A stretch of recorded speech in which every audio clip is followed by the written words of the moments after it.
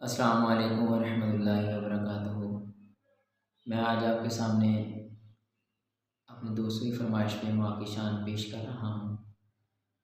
امید کرتا ہوں جیسے میرے کلام پہلے آپ نے سنے یہ بھی سنیں گے اور اسی سے ایسے شیئر کریں گے۔ بڑے پیارا کلام ماں کی شان میں۔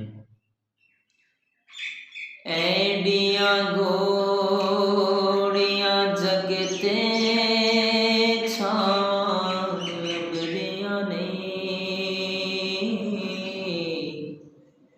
ٹر جان ایک وار تے ماواں لبدیاں نے